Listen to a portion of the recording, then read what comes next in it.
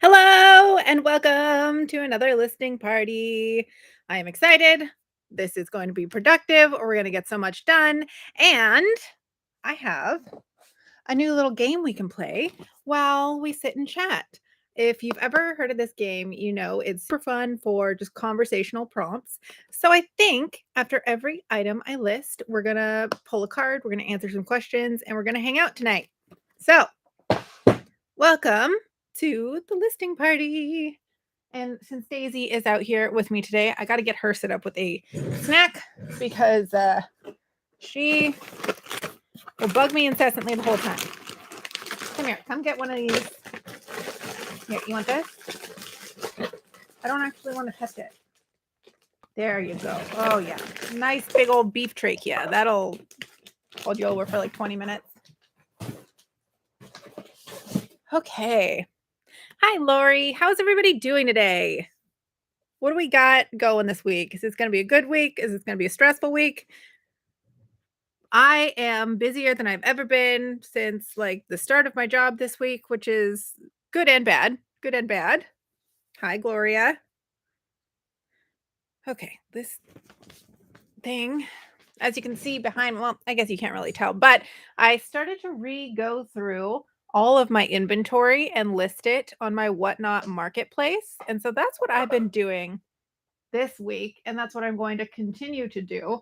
I'm going to list a bunch of books today. That is my main goal, is get a bunch of books in my buy it now section and then figure out how to organize the rest of this, because I think I'm going to bring some of it back to Daryl's shop that I can't sell here. So let's get listing. Hi, Happy Kitty. Hi, Daisy. Do you not want to eat your trachea? Do you not like it? Are you too excited to list things? Hi, Noodle. Okay. I'm gonna grab a ton of them and bring them over here and list them and then put them back. Rinse and repeat. Hello, Claudia, and my favorite finds. Oh, I'm dropping things. I really need a place. I need more shelves here. And by more shelves, I mean less clutter on the shelves that I do have.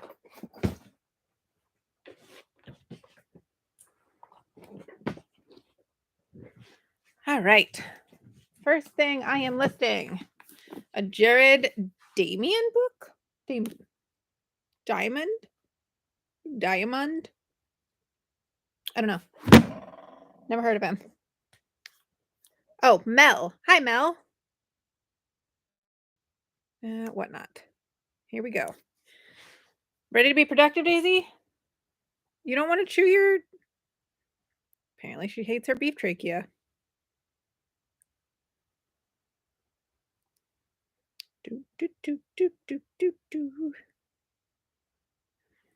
All right.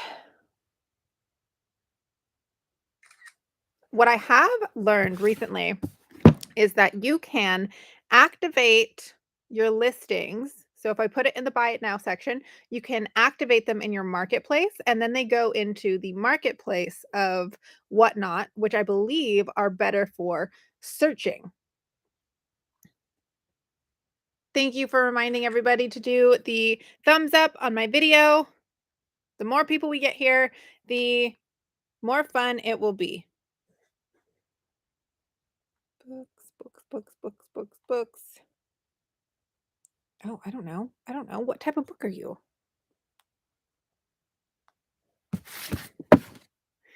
The World Until Yesterday.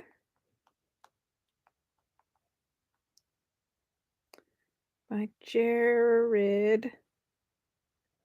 Something I really like about Whatnot, but also hate at the same time, is that you can have all you have to do is enter the title and the description, and they don't have to be like optimized in any way. A lot of the times you don't even need a description, but then the searchability or like finding categories for things makes it incredibly difficult. Also, I realize I have not explained why I'm wearing this headband, because I've been wearing it all day. and just decided it was going to be a Blue's Clues kind of day. So this is how I show up to work some days. And no one bats an eye. That's why I completely forgot. It's just like another thing that I do. But this is my outfit of the day.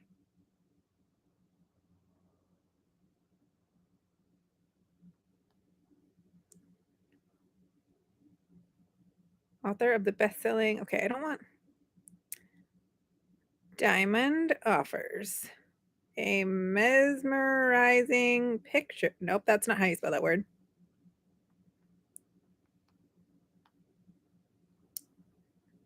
Human life as it had been for millions of years. Glimpsed in modern or recent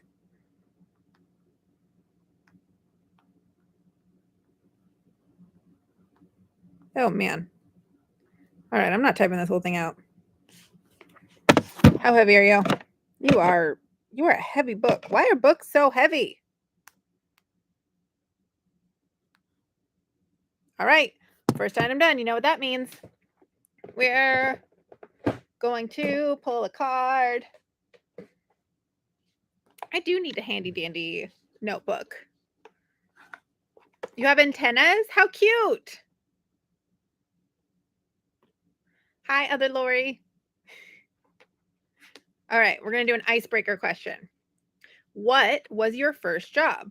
My first job was technically working at an antique store with my mom, of course, but that wasn't my first, like, I just did it like sometimes. It was a part-time job as a teenager. My first real job was at Charlotte Russe, and I had the hardest time getting hired anywhere for like the first time. And I would go there and I dropped out my resume in person. And then I went back every like 2 days and asked the manager. And again, 2 days later, asked the manager. And I think my like constant persistence, finally, they were just like, fine, give the girl an interview, hire her. Like, we're tired of seeing her. She's already here all the time. So I started working there, and I had never heard anything about Charlotte Russe before. I just happened to be like passing out my resume to every single store in the mall because I needed a job. And they're the first people that hired me. Sold popcorn at the movies at the concession stand. That sounds like it would be a both fun and terrible job because I'm sure the smell of popcorn, like, you can't stand it anymore, or like the oils just make like all of your clothes smell like popcorn at all times. But also you get free movies, right? Like that's the perk of working at the movie theater is you get to go see movies for free. Burger King cashier. Another food one. Like you're either going to hate it or you're going to love it. And you go home and you smell like the food that you've been around all day long, or it's like a comforting, warming smell. I doubt it. I doubt that anybody's first job is like oh, I had so much fun. I loved it so much. It was such a pleasant experience. No, we're all just like, yeah, it sucked, but it was nice that I got a paycheck. You were 14 and cleaned a school bus for a neighbor so you could have skating money. That sounds interesting and fun. How old were the people on the school bus though? Because I can like sweep up a school bus and wipe down some seats, but if I'm like cleaning up after little chillins with their little snotty noses as they wipe on everything, also probably older children do that too. I take it back. Terrible. Sacked groceries at a grocery store. That would be a fun one. Any job where you get to be kind of snoopy at what other people are buying. You're like, oh, what are you buying for groceries this week? You can like silently judge them and turn it into a little game. You worked as a cashier at a big box grocery store. Before that, you delivered newspapers. I feel like delivering newspapers is what all of us were told. And I say us by millennials. All of us were told is like the perfect first job or like something that you could do. And it's not available or accessible as a first job for anyone. Like no one Who delivers newspapers now? I feel like there's a big truck that delivers them. It's not like, you know, one little kid throwing newspapers off of his bicycle. All right, next book. Columbus Day by Craig Allenson. Never heard of this.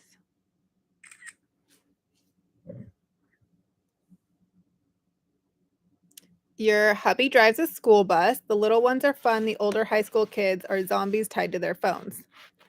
Yeah, I feel like that's pretty accurate. That sounds pretty accurate. It was a middle school bus. You own a business now. Wow. It was fun when you were inside, but if you had to load their cars in the winter, oh man, yeah. I do also feel like they don't offer to help you out, like, to your car at the grocery store anymore. And also, I live in San Diego, so it's really never that cold. So I don't have a good I've always lived in California. And it's like, "Oh, yeah, in the winter, I mean, yeah, it's kinda chilly. It's not that bad, though." But I can imagine if there's snow, now that I'm thinking about it, like, oh, if it was snowing and I had to go outside and help people load stuff into their car, that would suck. Back when we walked our routes, remember doing it in the blizzard of '76. What are you talking about, paper routes?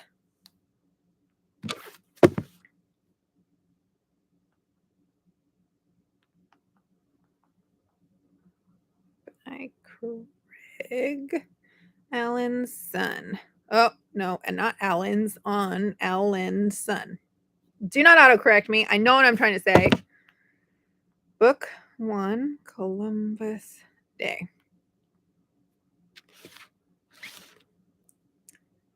We were fighting on the wrong side of the war.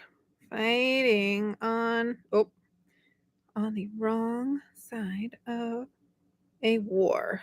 We couldn't win.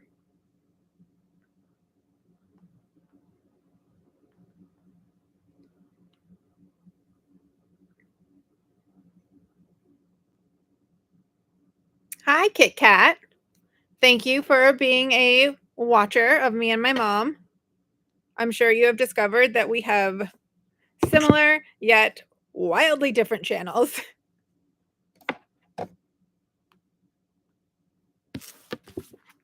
All right, look at that. It's going so fast. We got one more book down, another card.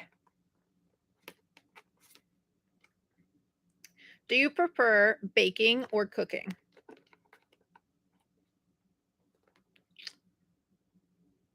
This is a tough one, honestly, because I like baking more, but I'm worse at it. So it makes me feel worse. But I am good at cooking. So it makes me feel better to see the end result. Whereas like anytime I bake something, I'm like, I feel so crappy about myself because it doesn't look like this Pinterest picture. But I love baking. Also, I love cake. So that's a tough one. That's a tough one.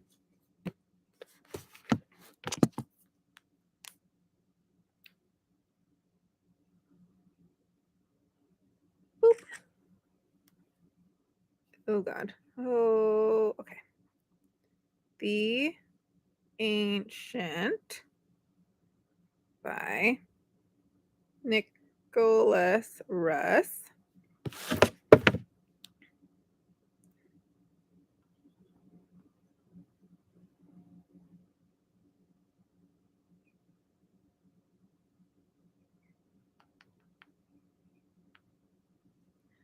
Okay, cooking, baking. Baking is very scientific. It's very difficult to get it right. It is you like the slightest off of a measurement. And my problem is so, like, you know how an ingredients list, it goes in order, usually, in order of how you're supposed to include them.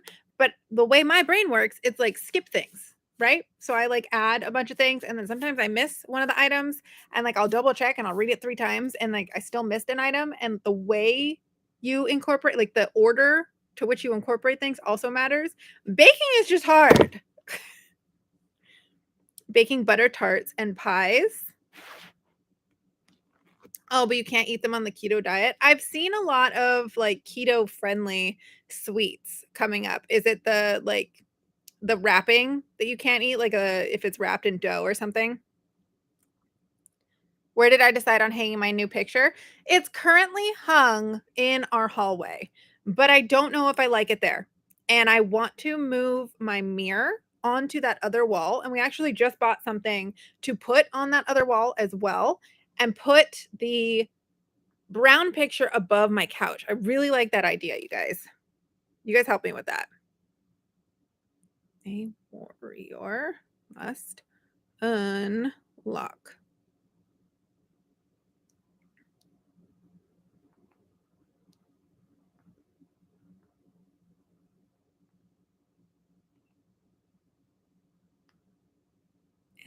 Enemies. Okay.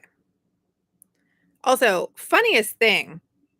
So this week has been the last 2 weeks have been really difficult for me trying to figure out my Whatnot business. My YouTube channel watch time is down. My Whatnot revenue is down. I'm not having as many people come over to my channel. I lost a ton of subscribers and I lost a bunch of people that come to my Whatnot shows. And I was looking at the video that I published last Friday because I can see all the analytics of things. And I've lost more subscribers from that video than anything else on my channel. And it's a very interesting like shift of how this is going and how I can frame it. Obviously, it sucks. And I'm like, oh, I want to give up. I should give up. Like, it's not working. Clearly, I'm not cut out for this. I could tell myself this. But in the other hand, I could double down and just keep trying to do what I'm doing and pivot.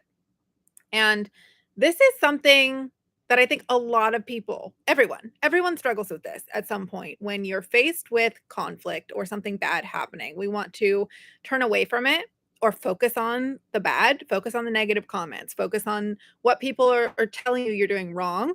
But in fact, I'm trying to focus on all of you here supporting me because for every one person that says something negative, there's probably 2 to 5 people that say something positive. But when your brain goes to that negative space, all you can do is focus on the one negative person, and it looks so much bigger and so much louder than all of the positives. And that's something I'm trying to really focus on right now this week. And I know a lot more people, especially content creators, struggle with it. What was the video? Yeah, it was my modeling video. I I knew that introducing it was going to garner some unfavorable opinions. People love to talk about how I'm not actually a model. People love to talk about how I don't look like a model. I'm too old to be a model. I'm too short to be a model. XYZ. My teeth are too messed up to be a model. You name it, people have said it. But it's I wasn't expecting to lose more people than I gained from a video. I think that was pretty exciting. That was fun. I like that. That's yay me. That's also why I've kind of shifted to doing this live on Tuesday and shift my sale to Saturday. I'm picking a new date to try and figure out if I, need to shift the day of my sale. Maybe that'll make a difference. Maybe more people will be online. Maybe I will, reach a different audience. I won't be competing with as many other people in the same category on that day. And honestly, just doing it after work, this is so much easier. If I don't have to ship something, don't have to prep for a sale, I can just get on a live and talk with you guys and chit chat and have fun. Whereas prepping for a live sale and prepping for shipping and getting all of that kind of structured and out the door is very complicated. The modeling video was fine, just a lot of work on your part. Yeah, but I see, that's the kind of stuff I love. That's the stuff I would do 3 shoots a month and be constantly going to photo shoots, constantly prepping. You don't even see the concept prep before I even get to the shoot. We do a ton of back and forth figuring out inspiration for the shoot. What is the hairstyle going to look like? What is the clothing style going to look like? What is the makeup styling going to look like? What is the set going to look like? What is the character persona we're doing? So It is a ton of work to do photo shoots, and when I say I do not have that time anymore to pursue being a model full time, like, that is why. That's why. It is so much work.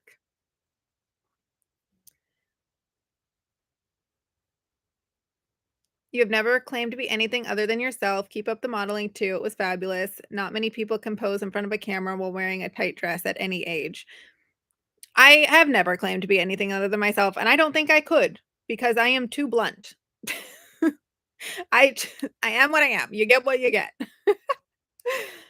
Actually, a fun story of when I went to Coco Rocha's model camp over a year and a half ago now. Was it 2 years ago? Was it whenever it was? Um, oh, I'm wearing the shirt today that I got from there. But one of the models there was in her late 50s, and she was just starting. She was like, "Yep, this is something I've always wanted to try, and I never had the courage to do it, and now I'm doing it." And now she is a published, successful, signed model. Like, she just did it. And one of the amazing things that I learned from camp was the insecurities that you have is what's holding you back, not your looks, not your height, not, your ability to pose in front of a camera. All of those are just learned skills. Your confidence is a learned skill. And some people have it a little bit higher. Some people are naturally in the physique that they're looking for quote unquote models. But if you look a little bit deeper, there is so much opportunity for everyone in whatever facet of you want to do. The opportunity to make money is a skill of itself. Making money is a skill, and you can monetize anything. I'm monetizing sitting here talking to you guys right now. There's people that have monetized picking up dog poop. There's people that have monetized the strangest, most random thing. If someone who knows how to make money from something figures out that they like doing that, they're gonna make money from it. And, that's a big thing that I wanna share on my channel to everyone, is that it's not about what you're good at, it's about what you want to be good at. It may not have been you, it may have been fallout from other drama. I think that's pretty accurate. I think a lot of people saw the outer rim of what was happening, and honestly, people on the internet like to blow things up out of proportion. There's a lot of people out there that were saying, like, I still get weird comments of people saying stuff about, my house and comparing things about, like, trying to put pieces together and, like, learn things and discover things to, like, out me or out my mom, and I'm like, "What? What? Why?" I had a comment. Oh gosh, what did she say? I think it was about a modeling thing, where it was clear she's been watching my videos for a long time, but all she was doing was trying to stockpile information from each of these videos to use against me in the future and call me out on something. And I talked about how you can double, triple your income by learning the skill of emotional intelligence. And I am proof of that concept. I went from making $75,000 a year to over $150,000 a year by integrating emotional intelligence to my work performance. And that's something I want to share with people because I discovered it and I was like, "Oh my gosh, that's the piece that was missing of me trying to grow my career." And she comes in and says something along the lines of, "I don't buy it. You," on a completely, different video, she's referencing the old video where I talk about that and talking about how, "I don't buy it. You said you were a successful model, but you're not because, you're doing this and you said you make this much money, but I don't think you do." And I'm like, "Why does it matter?" Well, why do people care so much? That's my question for everything. Why do people care so much? Why are we taking things so seriously? The division that happened a month ago took a toll on everyone, but that will fade away. I think so too, and I think people don't realize the emotional blowback and, like, what we take in from seeing other people dealing with something, processing emotions publicly, right? Like it was all a very publicly emotion processing. We were dealing with it in the moment. We all are live streamers. Everything happens in real time. You can't hide things. And the blowback on all the viewers, too. I think, it expanded further than anyone could have imagined or knew how to deal with. Oh, like we're not PR people. I mean, I'm a PR person, but no one's a PR person. No one understands how like the impacts of psychological conversations, the way you say things, what you say, the blowback it's going to have in a large community like this, the way fire spreads, the way people like to jump on something and run with it.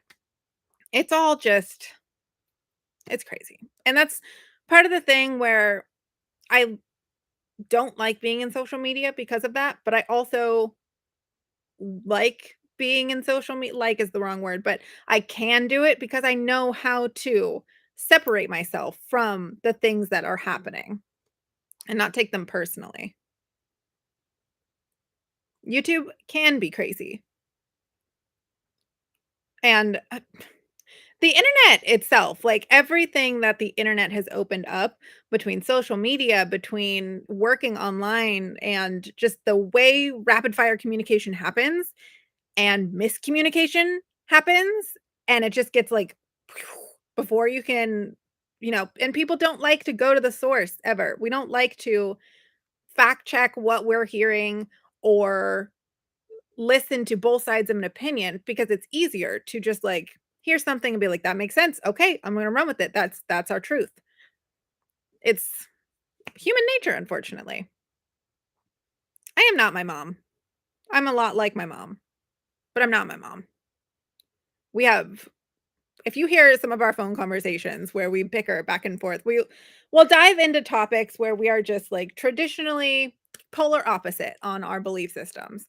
And we always end up getting into these like niche conversations. And the two of us, the way we communicate is I don't like people misconstruing or taking what I say and, you know, pulling something the wrong way. I like people to understand exactly what I say, exactly how I mean it, and I want them to know, this is what I mean, not over here. And if they like start to like go over here, I'm like, no, no, go back. And we're both like that in a very like blunt way. And so some of our conversations get so heated and so loud and like frustrating. But and then like the next day we call each other and it's like it's whatever. I think you are perfect just the way you are. Thank you. I think I am too. People can be so hateful, and it's one of those things that I don't think that's ever going away. I think it's something that it's also part of human nature with shame and, not feeling good about yourself and wanting to put others down so that you don't have to look internally. If others are doing a worse job, then you don't have to fix anything going on here. And that's a coping mechanism. It's self-preservation and you can't change it. And you're not going to like tell these people you can't do that because they're literally just protecting themselves.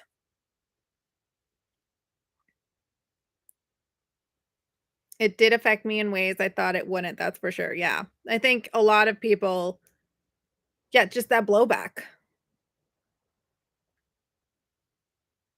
made me grow and stretch, and that is good. There's always something good out of a situation, not to go into the toxic positivity, but everything you're faced with in life is an opportunity to learn and expand and grow, but it sucks, but it is what it is. You can't change it. It's just life. And it sucks and it's going to continue to suck, but at least we can all suck for us together, right?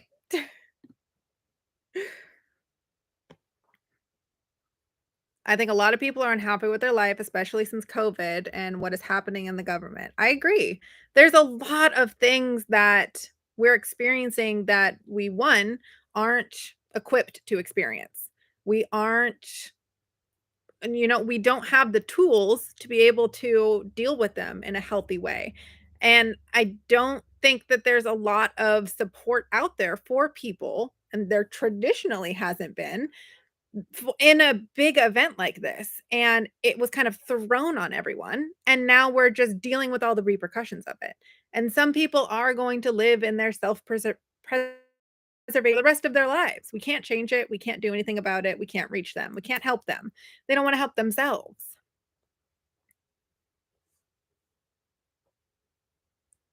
This stuff does get nutty. My mom is kind to animals, which is cool, and you are also. I am also kind to animals, and I am also cool. I will take both of those as compliments. My mom is not cool. She is just kind to animals. My mom is old. You may quote me on that. Daisy, eat your beef trachea. Eat it. You don't like it? Do you want a lamb ear? Okay, she's just gonna lay there and stare at me. That's fine. Okay, wait, let's do another card. Oh, no, I just boring one. If you had a boat, what would you name it and why? Okay, I gotta think about this one. I've never thought about having a boat. I would name it something punny. It would have to be a pun name, no question about that. I think I would get a, like, giant boat and call it Little Dinghy. Serendipity, that's a good boat name. That's a good boat name. Isn't that a mythical creature or dragon or Loch Ness monster thing? I'm thinking of a cartoon where Serendipity was the name of some sort of, like, dinosaur thing. Oh, it's gonna bug me. Hmm, I don't know. It's gonna bug me. Call it the SS hole. It put an at symbol at the beginning of it, and you're just like, "You're at the SS hole." Katharine Hepburn. She was Yar. Uh, ooh, okay.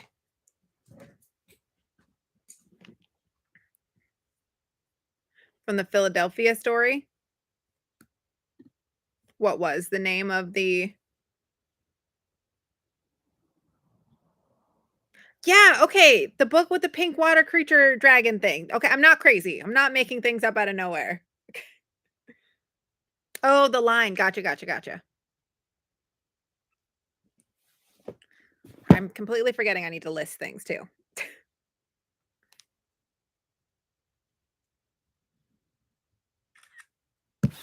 Do, do, do.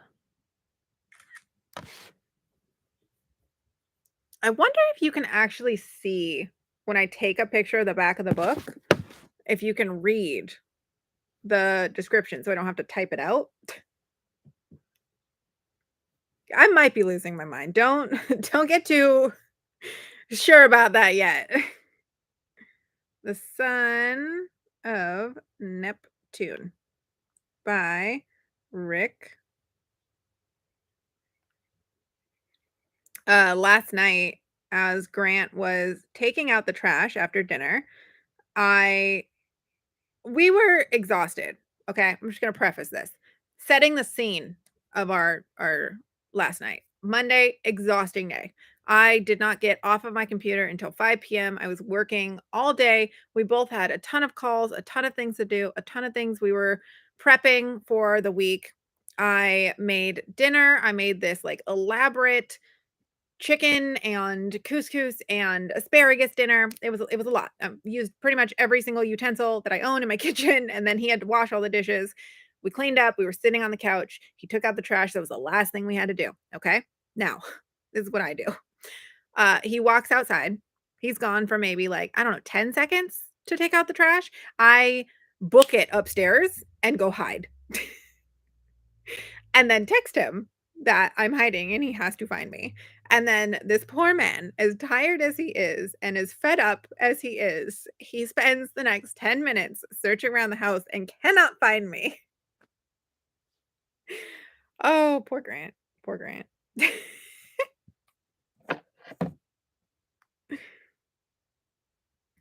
I had to eventually tell him where I was because he couldn't find me. That's how good of a hider I am. And that is how you keep the romance alive or something. You're keeping something alive. I don't know if it's romance, but it's something. All right, let's do another card. Oh,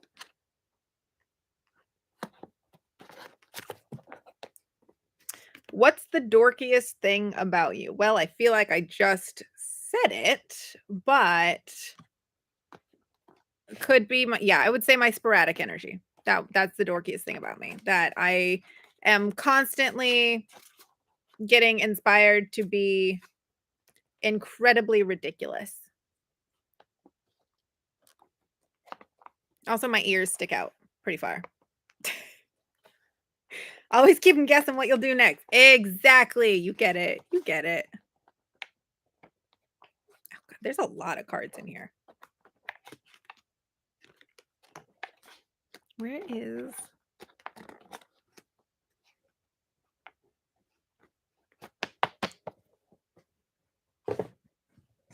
Okay. Another book, another card. I like this flow. It's fun. Getting things done and having fun.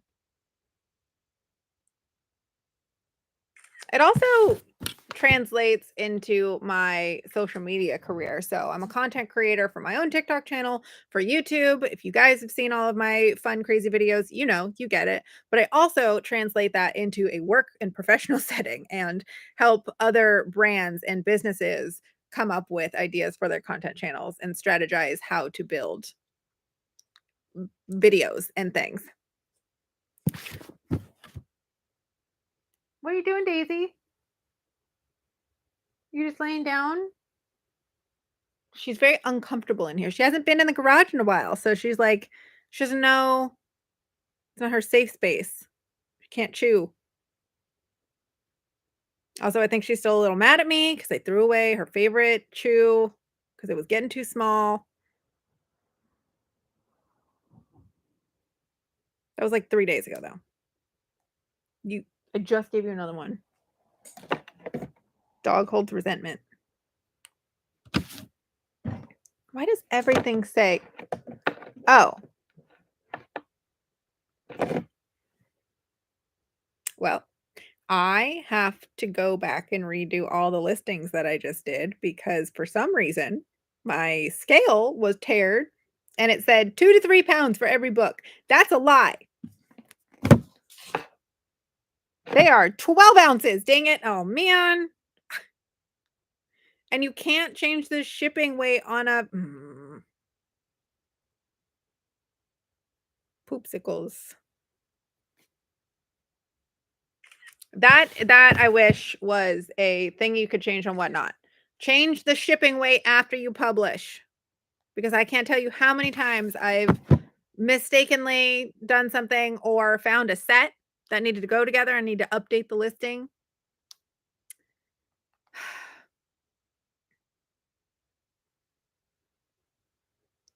I gotta redo this whole thing. Don't hit X. No, not X. All right, but we got us to another card.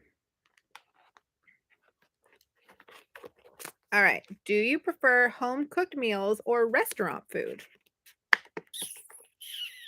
I have had some pretty darn good restaurant food.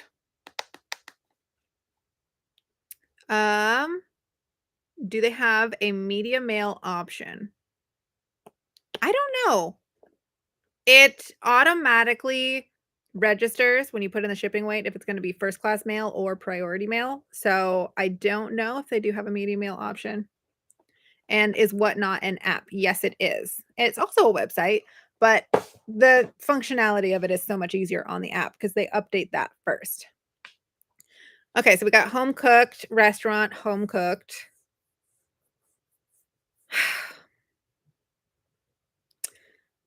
I'm a good cook, but I'm not that good of a cook.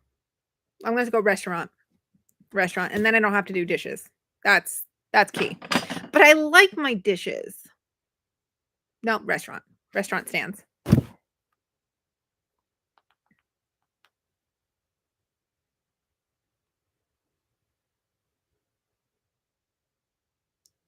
Boop. Let's just do this again.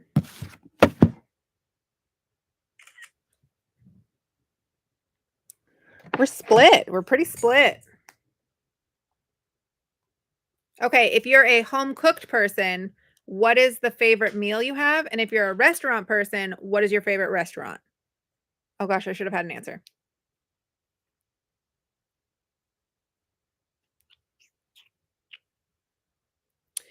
I will say that I think it depends on the food because pizza out at a restaurant, like a good flatbread or like a puffy crust, delicious. But like artichokes, I love artichokes, but I only love them at home. They do them weird in like restaurants. They like make them too fancy. Like just boil them in water, stick them in mayo. That's it. That's all you need. DoorDash can be an option. Yes. Ruth's Chris. Okay, so there was a Ruth's Chris by my old place I used to live in Little Italy, and I would run by it all the time, and it bothered me so much. I made up this whole backstory about how Ruth was this like super possessive person that like, Chris did something bad and she had to restake her claim on her man, and now it's Ruth's Chris. That was I've never been there.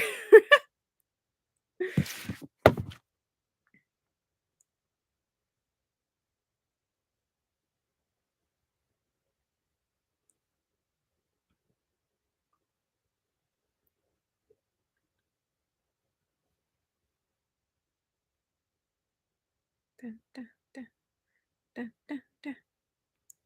Something I just thought of the other day that I'm gonna try to do is, um, like, how I would style some of the things in my sale so that I can promote them on my social channels differently, and I'm gonna take, like okay, so I have that blanket right there, right? I'm gonna take that and figure out how to, like, style it in my home and make a cute little video of, like, each of the things that I list.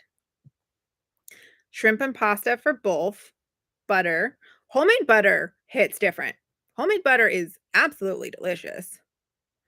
Home cooked pan seared salmon with rice pilaf. Ooh, that sounds delicious. And look at that. We did another book, so we get another card. If you're just joining, remember to hit the thumbs up. It's nice for the people on the YouTube where you see my face here. It makes our videos do better.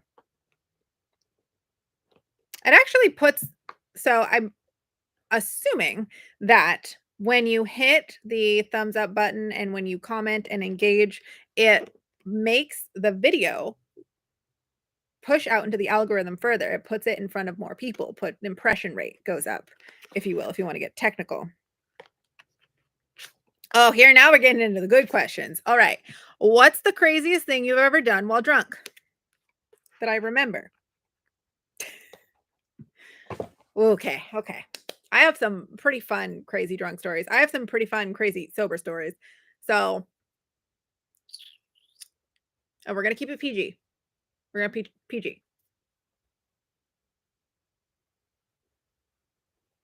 Crazy drunk stories. Me and my one friend, we would call it Tuesday, my dudes. We would go out after work on a Tuesday and like close out the bars and show up to work the next day pretty much just like still drunk. That was pretty reckless and crazy. Um I don't know why we did that. We were just having too much fun. It wasn't even that we were like drinking like binge drinking. We were just, you have a drink every hour, you're sitting, you're chatting, the time is going by. But that's not that crazy. That's not that crazy. I do have some crazy work stories from that place though. Oh my goodness. That the mortgage industry is a wild, wild world. And I worked for one of the top loan officers in San Diego who was a millionaire, who was like one of those like schmoozy, ritzy event hosting, Ferrari driving, Lamborghini. Yeah. So I was in charge of planning all of his events. I was the marketing director for that firm. So we got into some crazy stuff, crazy, crazy stuff. You can't get drunk, but you do take Ambien. Made an entire meal while asleep and ate a cake. No recollection. Oh, no. I've heard some crazy stories of people having conversations with people on Ambien and how wild the stories are. You were in mortgage? What did you do in mortgage? Hung out a moving car window throwing up. That sounds like a, classic. At least well, this is in the Uber days. If you throw up in the Uber, you have to pay, like, a $500 fine for cleaning fees. So, that's a like, stick your head out the window if you're gonna throw up kinda thing.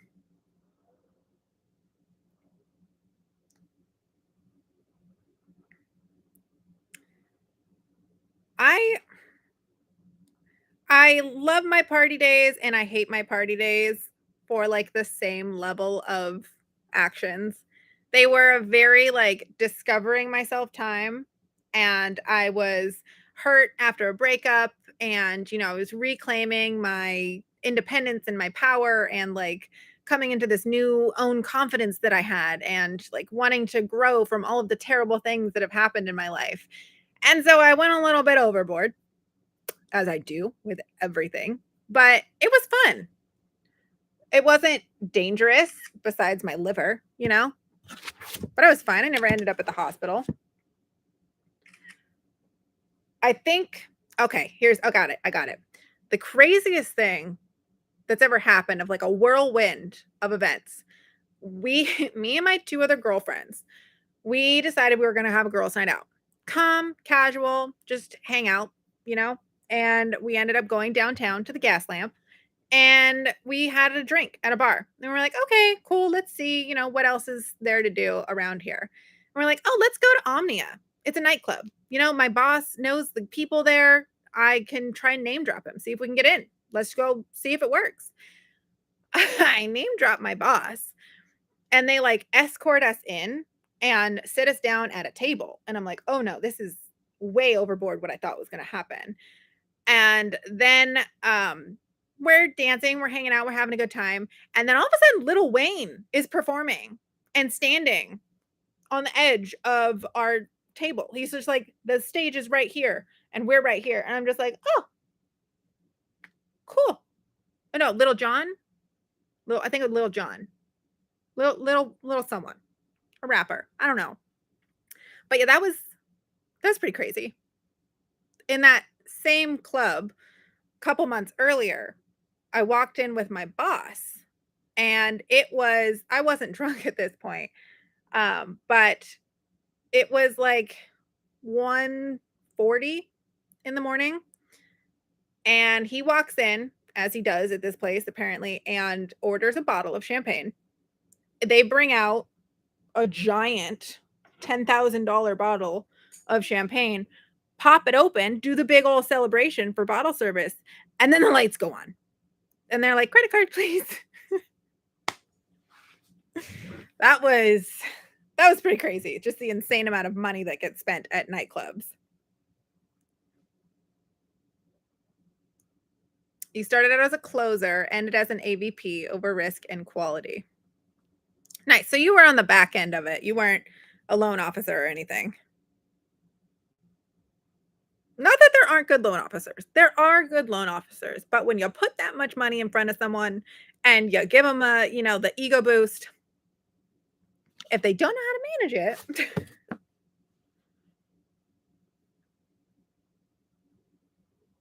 Last time you took an Ambien, you were going to paint your toenails, thought better of it and went to bed. Next morning, you went to paint my toenails and they're already done.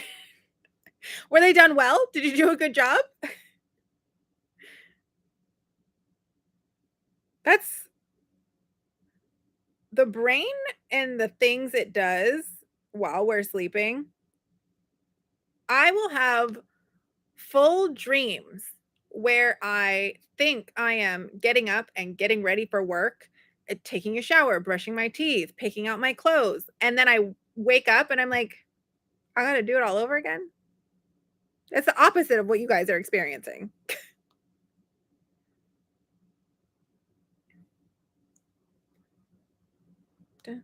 Dun, dun, dun, dun. This is not a 3-pound book. It is a 13-ounce book. All right. We're back on track. We're back on track. This super productive day is turning into being not so super productive. What's the craziest party you've ever been to? This is in the same. Okay. This is one I threw for my friend's going away party. I am a great event hoster, just FYI. If any of you need an elaborate event host, call me. I'm your gal. But I decided that we were going to do a house party for our friend's going away party. He was moving to Texas, and we weren't allowed to have parties at the house that we were staying at. But it was fine because I was going to get everything cleaned up before our landlord came over in the morning. Why he was coming over the next day, don't ask why. I was young. I didn't know the laws and the rights. Yeah. But I rented black lights. I covered our entire patio with like black tarp. And then we all took turns drawing with spray paint, like white and neon spray paint, all along the sides of this thing.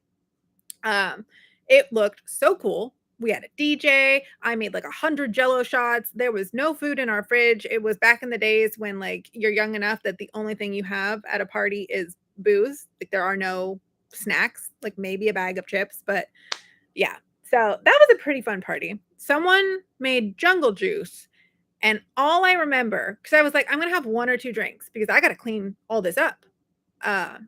Someone handed me a thing of jungle juice, and that is the last thing I remember. And then I woke up the next day to my landlord yelling at the people sleeping on our couch to get out of their house. And he did not live there. He was not allowed to be there. He should not have been intruding on us. There are so many things that, like, now that I know, I was like, yeah, sir, you need to leave. I don't care if you don't like that we threw a party. But that's the craziest party I've ever been to.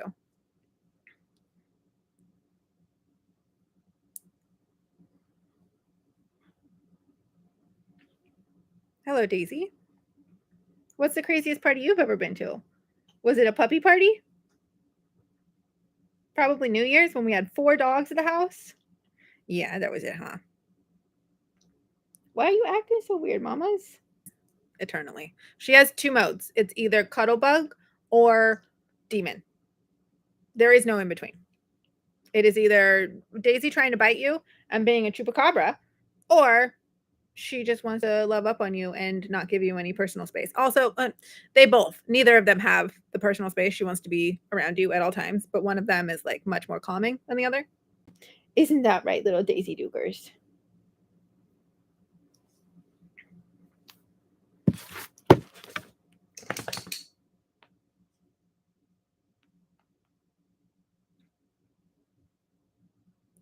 I am excited about the video I have coming out on Friday.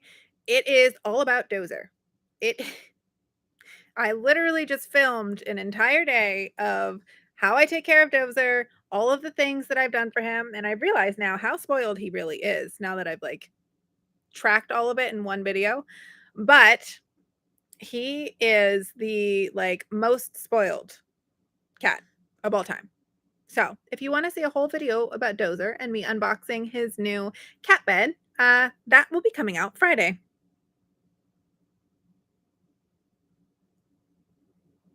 She could be. Is it the headband, honey? Is that it? I don't think she cares. She sees me in crazy stuff like this all the time. Maybe she thinks I'm one of the dogs with her. Wildest party, you lived in the dorms. The boys always pranked you the day of the mixer, so you went out and bought a huge live lobster, put it in their toilet, and clipped the bands off the cloth. That's fantastic. See, that's the kind of stuff I'm here for. Poor lobster, but at least you could get some revenge.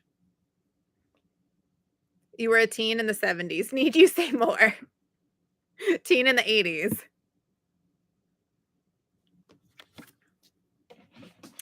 Yeah, we had a lot stricter. I didn't actually drink until I was 19.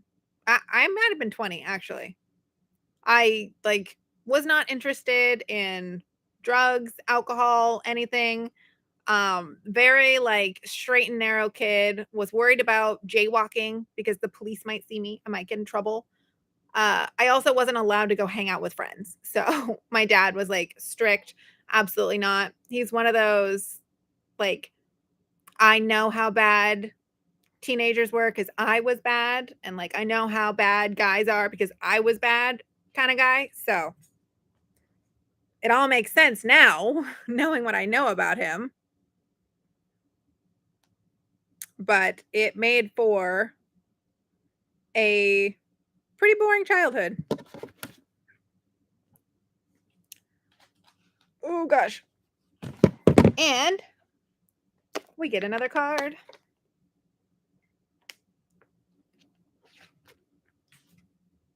What is your go-to de-stress activity? This is a good one. I think video games for me.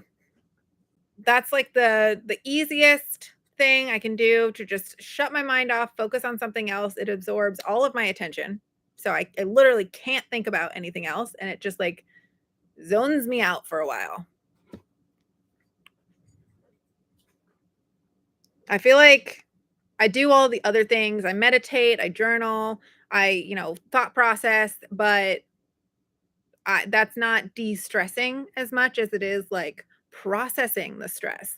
De-stressing just like instantly, like I don't want to think, I don't want to be stressed anymore. I play video games. Sometimes they stress me out more, but most of the time it's de-stressing. You sleep? How do you sleep if you're stressed? No, no, no, no, no. We are not a volume on kind of person.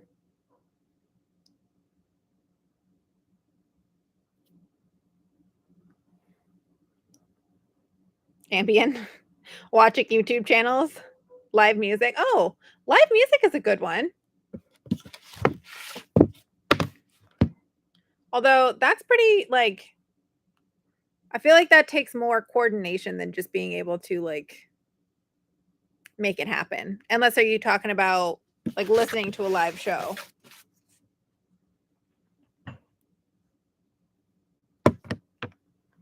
Thrifting for treasures. Shopping. Shopping is a great way to de-stress. My Amazon cart will tell you that. The unofficial president of the Dozer fan club.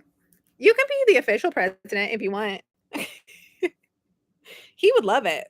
He is such a ham. That's what he is, a ham. He's not a cat, he's a ham. Did I already list these books?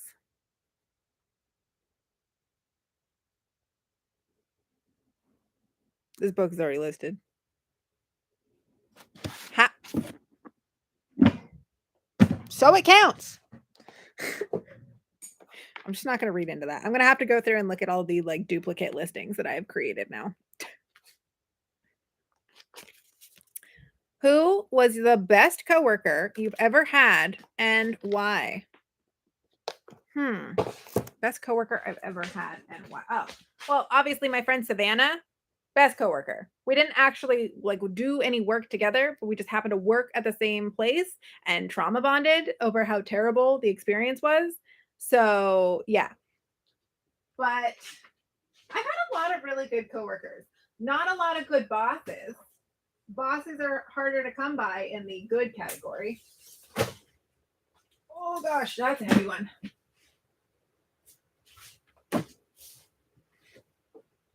Don't fall. I've hired a lot of people that I really like too. I'm still friends with a lot of the people that I've worked with. Do I have cookbooks to list? I believe I do have a couple cookbooks.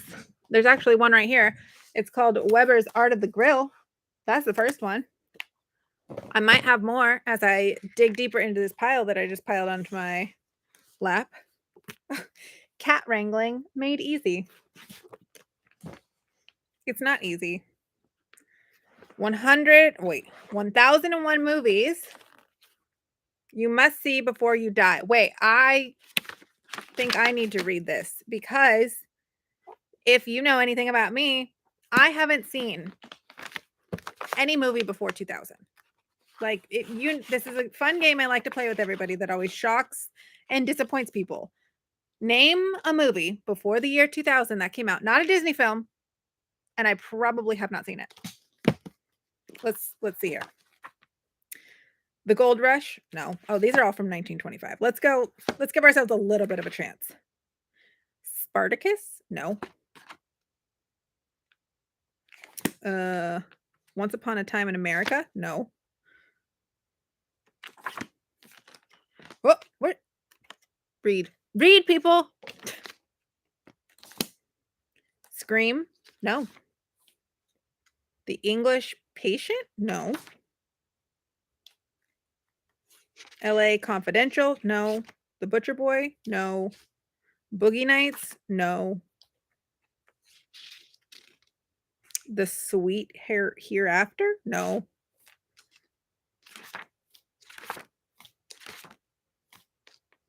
Rushmore? No.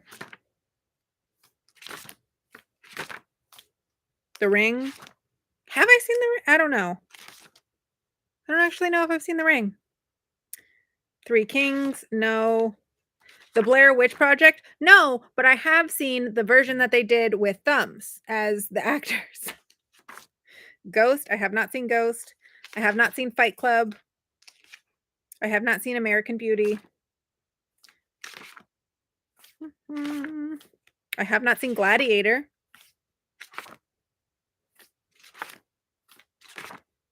I haven't even heard of some of these. I've never seen Dancing in the Dark. Oh, the one that got my boyfriend the other day was I haven't seen Dirty Dancing.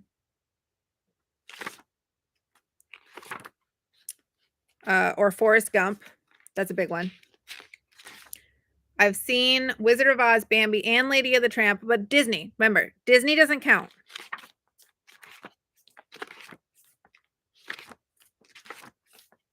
Never seen Kill Bill.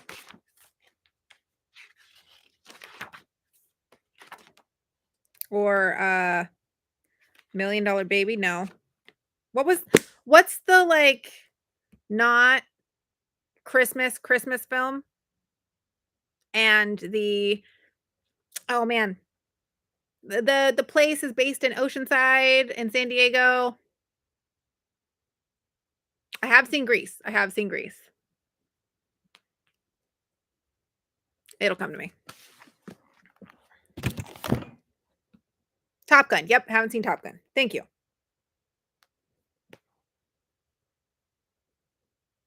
I have seen Pretty Woman, though, because my friend sat me down and forced me to watch it a couple years ago.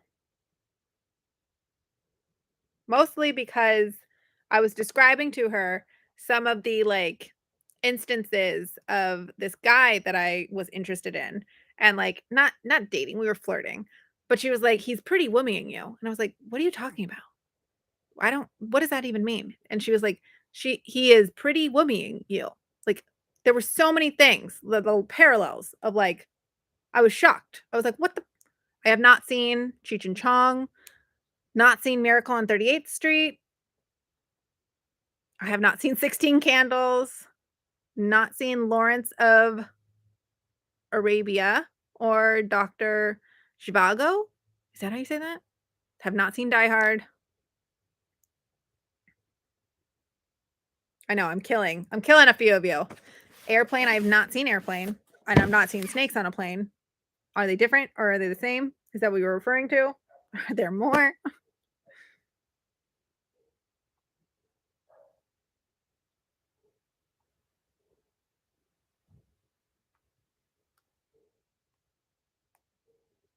Pretty in Pink? Nope. This will be like, I'm telling you, this is something that people will just hurt themselves by asking me what I've seen, and I'm like, sorry. Ferris Bueller's Day Off. I don't think I've seen it all the way through. I've seen like bits and parts of it, but I don't think I've actually watched it. I just know what happens.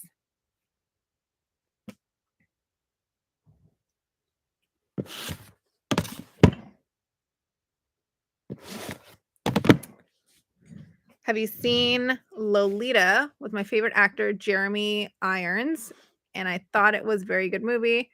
I have not, and I don't know who Jeremy Irons is. I do read more than I watch movies. Hi, do you need to go potty? Do you want to go see Dad?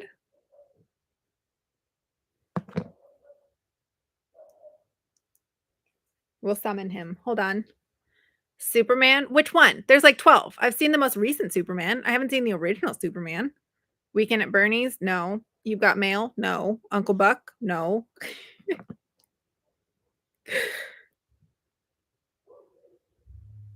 I also wasn't allowed to watch TV as a kid. So my stepmom, not my mom didn't care. That's how I got to watch all the Disney movies and Emperor's New Groove 1,000 times. But my stepmom did not allow me to watch TV. My little sisters, they were allowed to watch TV all day long. So I would watch it. So this is me. So I'm at the dinner table, right? And through the living room window, I could see the reflection of the TV. So I would just watch what my little sisters were watching in the reflection of the TV while I sat and my food got cold because my stepmom fed me too much food and I couldn't eat it all. That is a summary of my childhood. Come on, Daisy. All right. Let's go. Come on. Oh, no. Sam, go. Go, buddy. Go. Okay. I'm leaving you out here. No, you don't get to run around like that. Little Noodle. She was tricking me. She didn't mean it at all. She didn't have to go potty. She just wanted out. She just wanted to ride around. Schindler's List. I don't think I've seen that. Caddyshack. No. But here's the thing. I'm funny without even seeing all those reference movies. That just says something. When did I go live with my mom? I lived with my mom up until 6th grade. And then I lived with my dad until I graduated high school, and then went back to live with my mom for a year, and then moved back out on my own to Orange County. Why would my dad allow my stepmom to be so nasty? Well, because he married her so that he didn't have to take care of me or be present or be there at all, because he believed that it was a woman's job to take care of children. He was not the greatest example of a father or a person that should have children in any way, shape, or form.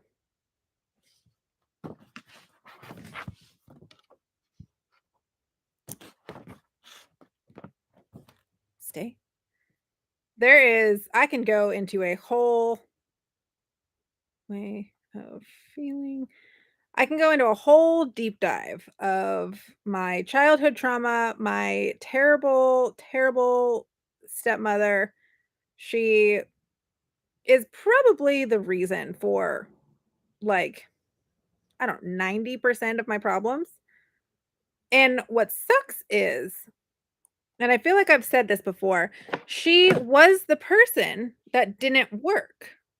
So she was free when both my mom and dad and stepdad were all working. She was my primary caretaker. I was with her the majority of the time, even when I was living with my mom. So she became a formative person in my developmental years. And then once she had her own children, I think that she had postpartum depression. I don't want her in here. She's being a little noodle. She tricked me. How'd she trick you? She booped me. My shirt. You broke your shirt? I hulked it. Oh my goodness. What's going on? Welcome, Grant. You can pull our next card. What are we playing? We're playing Let's Get Deep. Oh God. This is his favorite game. Isn't this supposed to be an icebreaker or not an icebreaker? A listing party? Yeah, it's a listing / hangout party. What's a bad habit you have? Oh, lovely. Oh, I got the good cards now. Is it asking me or is it asking you? You, me, and all of them. We're going round robin. Everybody's doing it? Oh God, I definitely have a bunch. I'm trying to think. A bad habit I have.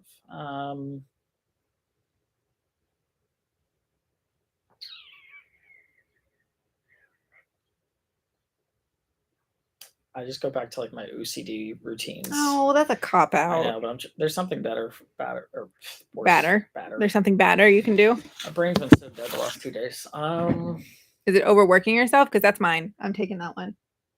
What's your bad habit? That's my bad habit. Don't agree with it. Don't. Someone's calling me. You gotta tell us your bad habit. You probably Ask him. Ask him on the phone. Put him on the spot. Dylan, what's a bad habit I have? No, not you. Him. Yeah. But also tell us what he says. Loving too hard. Boom. Nailed it. Cop out. No. Wait, did you just say you're not going to say that? Oh. Sneaky. Sneaky. Sleeping in too late. Procrastination. Eating too much ice cream. Too many to pick one. Procrastination. Cursing like a sailor. I curse like a sailor too. Honestly, I don't think that's as bad of a habit as other things.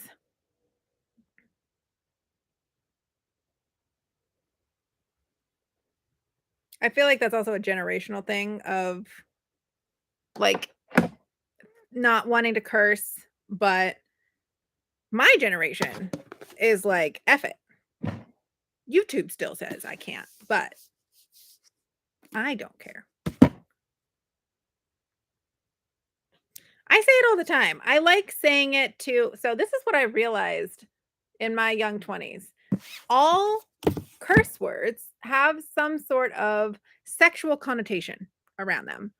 And sexual connotations are also used to like put women down or shame women. And I didn't like the correlation between them.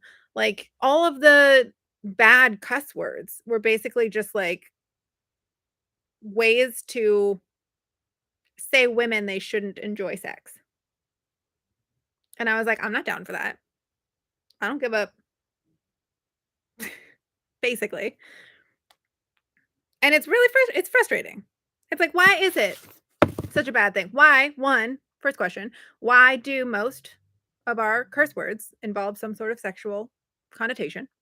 And two, why do the majority of them also refer to a woman? And three, why aren't there as many for a man as bad as they are for a woman? Just angsty Jordan having these weird thoughts as I'm walking to work.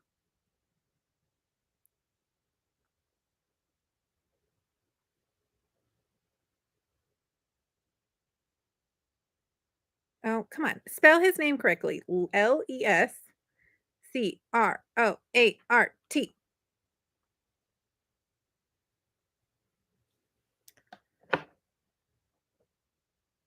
Did I fill out a form and order him?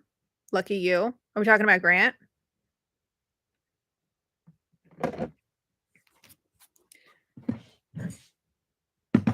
I feel like I did. I wrote down. I keep a journal, diary, whatever you want to call it, and I wrote down like everything that I want in a guy after my last relationship, and it's basically like everything that Grant is, and things that I wouldn't accept anymore, things that I was looking for in a partner, the way I wanted to feel in my relationship, and like that's him to a T. If you could pick one age to be forever, what age would you pick and why? 28. Final answer. I don't want to go back. I would like my frontal cortex to be fully developed and rational, but I also want my joints to not be as bad as they are now. That is, I want the energy levels of a young 20 something, but the mental stability of a 30-year-old.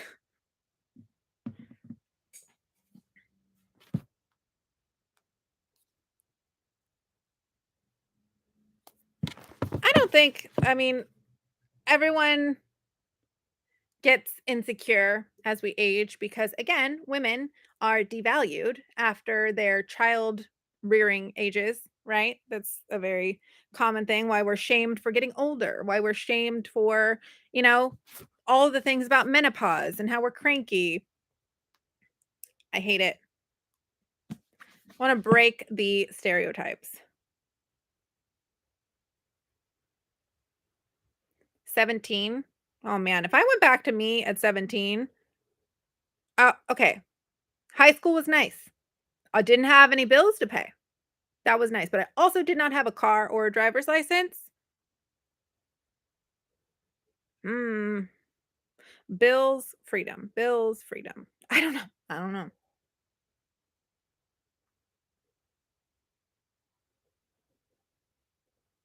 George R. Martin.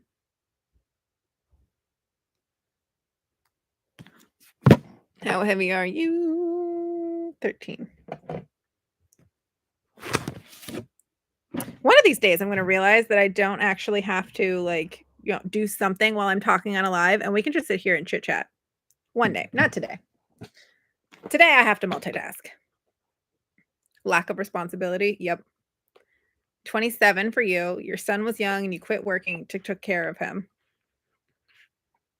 Can't be broken until treated equally in all aspects. Can't be broken until treated all aspects. I get the sentiment of what you're saying, but I don't at the same time.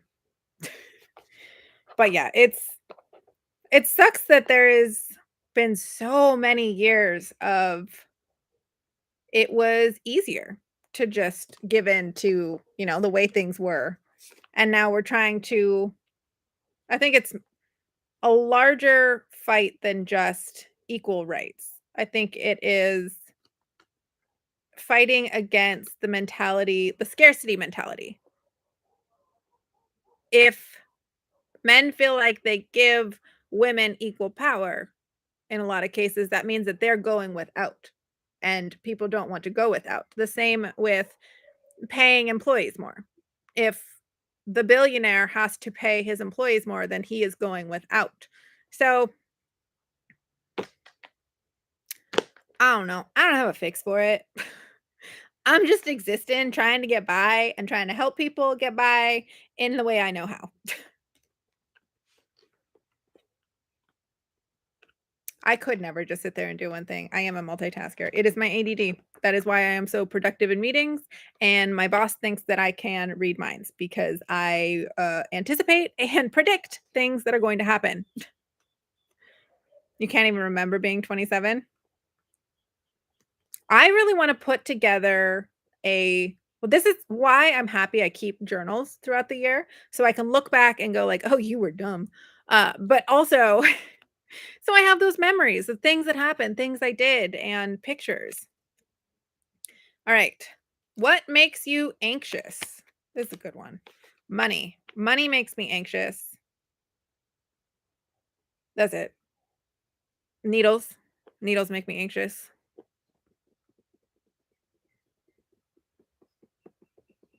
Grant. Grant makes me anxious a lot. I have an anxious attachment style, and he has an avoidant attachment style.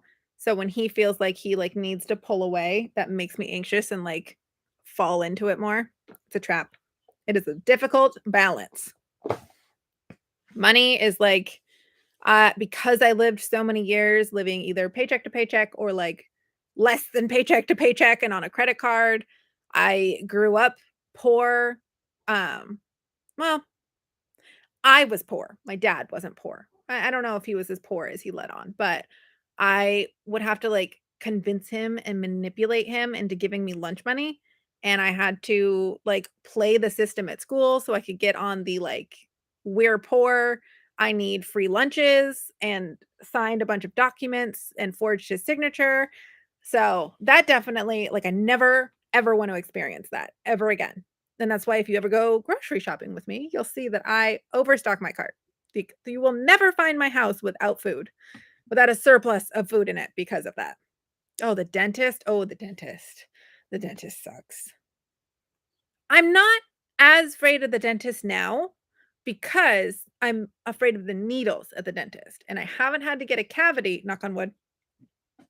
I haven't had a cavity in years. So I'm not afraid of the dentist anymore because I haven't had cavities. I have overcome the fear. But I did recently have to get blood drawn. And that I have a full-on panic attack when that happens. It's like And I just gotta go through it. I tell the person, I'm like, "Look, I'm gonna be anxious. I'm gonna talk through this, and I might cry." And they're like, "It's okay." Must have been hard on you and your mom when I was a teen. It was. It was a very difficult, childhood. See, one, because she was still trying to get custody back of me, but couldn't because they weren't going to displace a child that they didn't think. So, custody battle happened from the age of, like, I don't know, it was 5 to, like, 15, and my stepmom was, like, secretly abusive.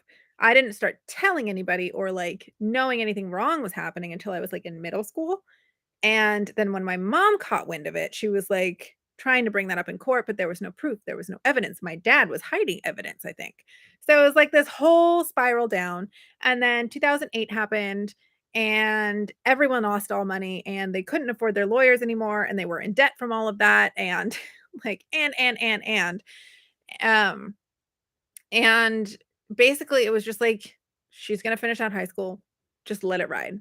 My stepmom had left by that point, and it was just my dad, and my mom still, again, didn't know everything that was going. I'm sure she still doesn't even know everything that happened, but they were also struggling in their own way because they had to move to Arizona. It was, I think, around the time that she was having Noah, I think. I don't remember. Do you ever wanna get married? I do. We're actually discussing that right now. We're figuring out a timeline. I think towards the end of this year, we'll get engaged unless he's lying to me. It's gonna happen sometime this summer because he thinks he can surprise me, but he can't. And then probably end of next year, we'll get married. Flying, you haven't flown since the late '90s. Flying is scary, and if I hadn't done it so much as a kid, I would probably be very adverse to it, but I've been on so many flights, and it's really one of those things that fear is only as big as you give it power, and the more you do the thing that you're afraid of, the less fearful you become of it. My fear of needles is never going to go away, but I know how I can cope with it and get through it. No one handed me lunch money in school, didn't have a proper food to fix a sandwich, no one cared. It's so sad. I, to this day, am, like, so disappointed with the school system and how they didn't realize, like, I was coming to school with giant cuts on my face. Like, my clothes were baggy and not ill-fitting. Like, how did no one say anything? How did we not realize what was going on? Whatever. Let's pull another card. What did you like the most about where you grew up and why? What a talking about my childhood. I actually grew up on a cul-de-sac, and I think that was the coolest thing because we had our own little safe haven of all the kids in our little cul-de-sac. There was, I think I wasn't the oldest, but it was like 2 rounds of, like, older sibling, younger sibling, and so I became, like, the oldest kid on the block right around the time of high school. So it was super cool to be, like, have that little circle of friends. We could go out and stay out until the, street lights went on, ride our bikes in circles just around and around and around. It was super safe. We'd have block parties as a kid, and, the entire community had kids around my age, so it was really, really cool. That's my favorite part.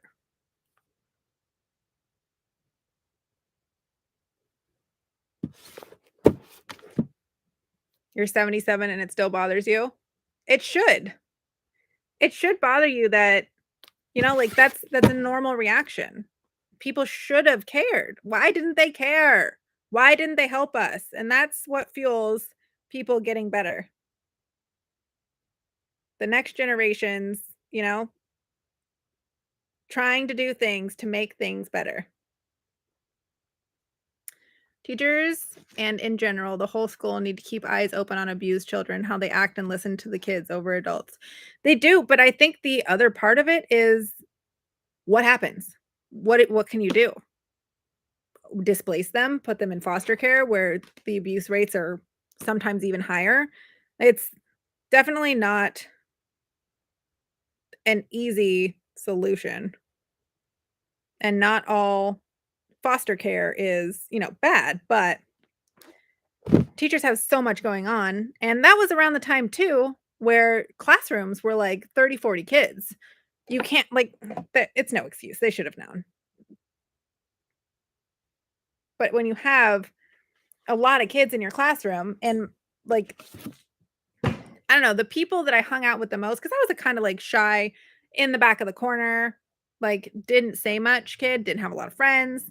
I was pretty active in band, but in band, there's like 100 kids. We listed a book, we pull a card. Okay. What is your favorite hobby and how did you get into it?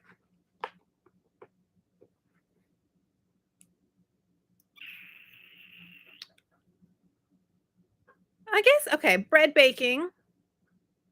Bread baking is a fun hobby I'm in right now. Crocheting. They're fun, but I don't think they're my favorite. Hmm. I don't know. This is a hard one. I'm thinking, video games is a hobby, and it's prep video games. Let's go video games. But bread's definitely like a number two. And I just recently got into that. My friend, no, I just on a whim was like, I want to make bread. And then it turned out terribly. And then my friend happened to have a sourdough starter that she shared with me and came over and showed me how to do the whole process. So now I actually know how to make bread and make bread like 3 times a week. Very poor family, lived across the street growing up. Your parents and other neighbors fed them dinner every night for many years. See, that's amazing. That's the kind of stories where like you can make so much difference in someone's life. And it's getting harder. Like I just was listening to a video about how in the 1970s the average salary for a worker was like $40,000 and it hasn't really gone up that much. But if you're living in the day and now, you understand like the price of things has gone up a lot. And it's tough. It is so tough to just have the basic necessities sometimes. I wasn't making this good of money up until last year. And even before then, I had lost my job twice and depleted all of my savings waiting to get a new job. So I can only imagine how many families are out there struggling. And with the price of groceries, dear Lord, it is a lot.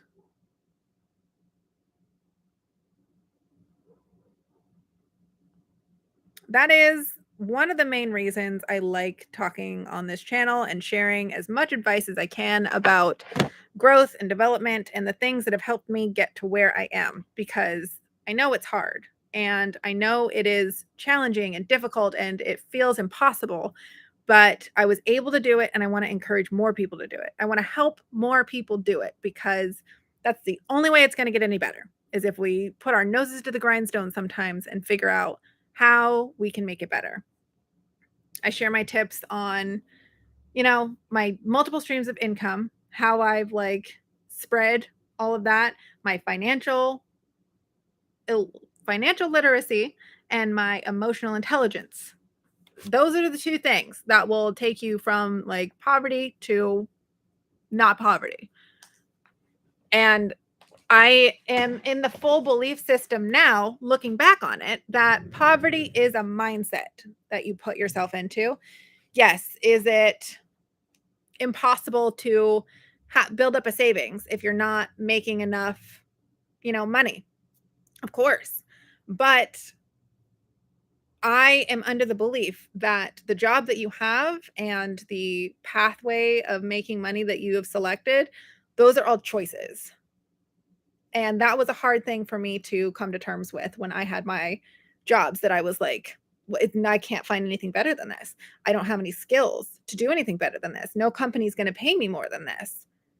But overcoming that, like, insecurity of stability and the, what am I thinking of? What's the word I'm thinking of? When you don't think you're good enough for something. Imposter syndrome. Overcoming imposter syndrome. Those are two things that, like, when your eyes open up and the understanding of how to make money that no one is taught, by the way. Like, we should be teaching people the, like, aspects of money, taxes, understanding what your 401k does, understanding what an IRA does, understanding what the difference between a Roth and a traditional IRA are, how all of those things,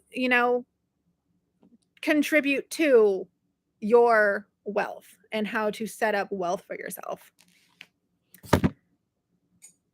That was my spiel. Let's pick another card.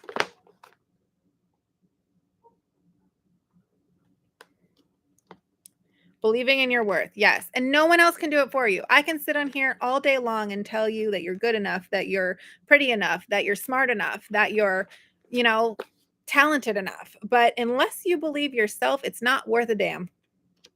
Darn. Dang. Am I allowed to say that word in here? Oh, well, I did it. Where do you see yourself in 5 years? Ooh, this is a fun one. Nice. Okay. What a transition. These cards really are just listening. They know just what to say. In 5 years, I see myself in a bigger house, having at least my first kid, if not the second one on the way, married,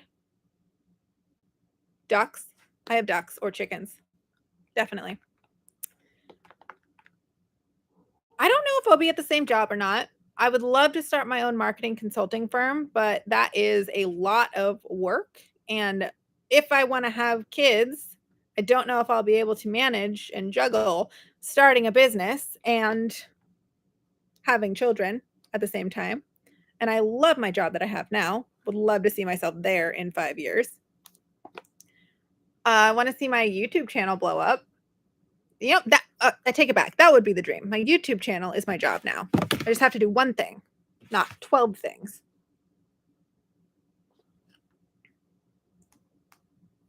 Where do you guys see yourself? In 5 years, you're selling on whatnot? I can see it. Are you selling on it now? Okay, this is the other thing that I learned from, was that cat hair?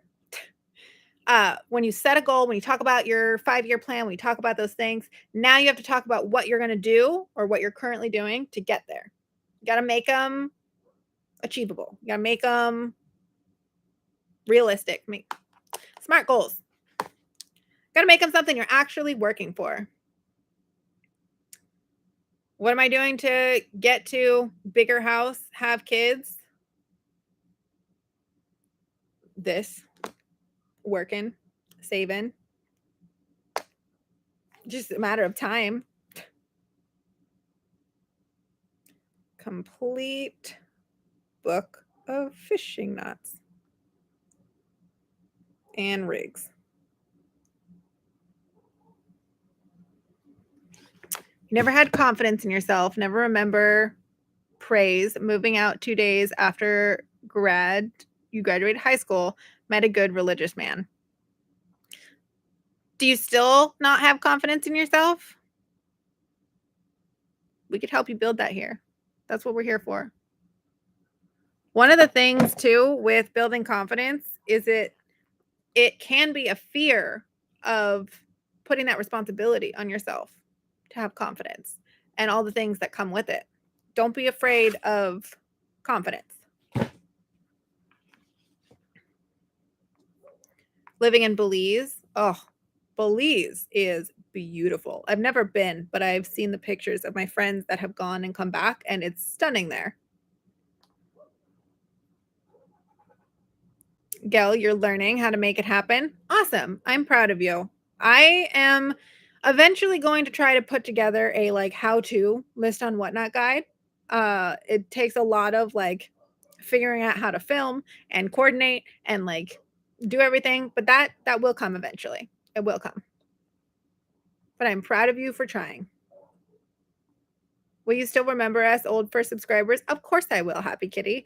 I like genuinely appreciate everyone that comes to all of my lives, comes to all of my sales, comments on every single one of my videos. I definitely make a point to like remember you guys and see how often you guys are just like always supporting me. So yes, I will always remember you because you have been there from the beginning.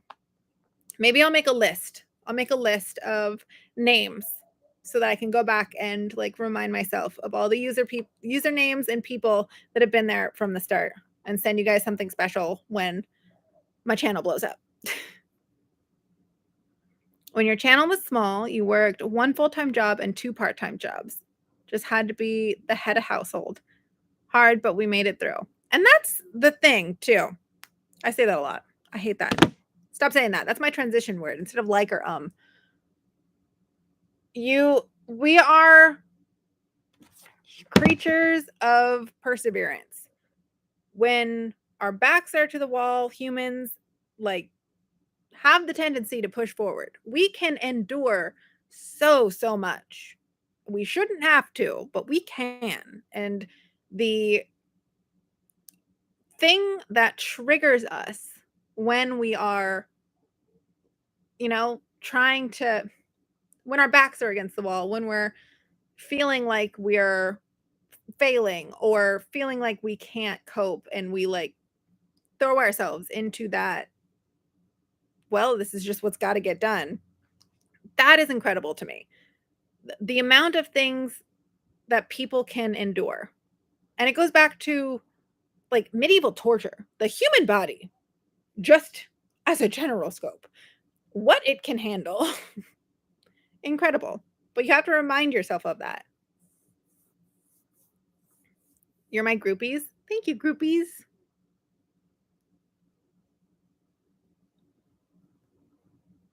My mom is an inspiration. I am impressed that she has been able to transform because the woman she was 10 years ago that I know, like my mom 10 years ago, that's not the woman you see on TV, on YouTube. That's not her today. She has sneeches. She has transformed as well and is still working on things like confidence, things like her imposter syndrome. Like some of the phone calls we have, can't disclose and out her for things.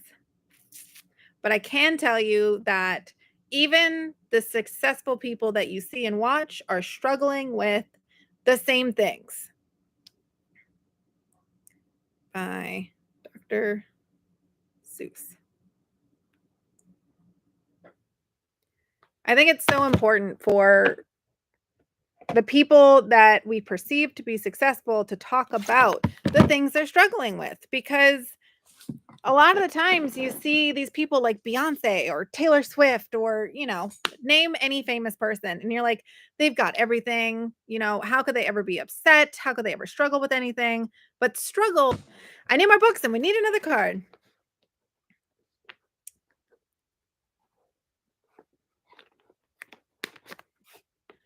Who was the last person to see you cry? Grant. It's always Grant.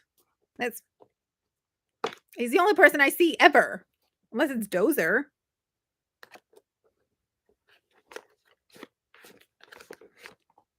That was a cop-out one.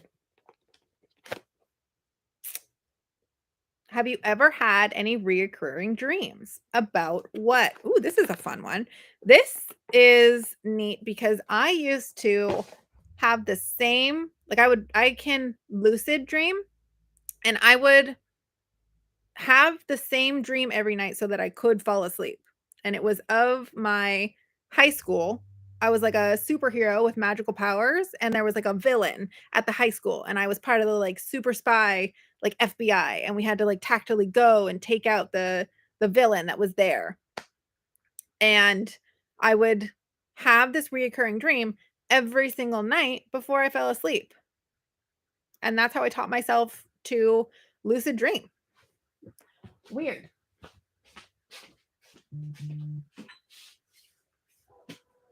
I think I need to put more books over there. Oh, I got another cookbook, 50 Ways with Fish. Oh. Put these up there. I am also doing my first haul sale.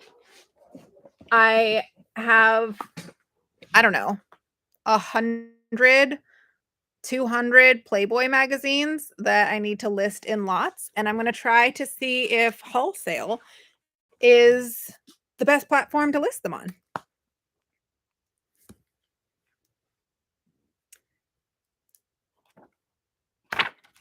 Okay. Oh, don't drop the phone. I drop my phone so much. I'm surprised this thing is not broken. Knock on wood. I'm not superstitious, but if it helps, I'm going to take it. 50 Ways with Fish cookbook. I'm going to double check to make sure it's a cookbook before okay, it is. Ooh. See, I want to learn how to make stuff that looks like this. Where is the technique in here that shows me, how to plate it like this? Because the recipe's all fine and dandy, but then we're missing a critical step from how it goes from this to this.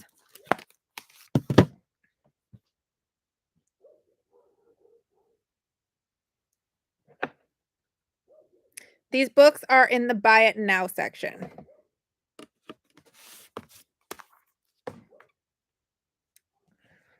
America's Greatest Tax Secrets Revealed.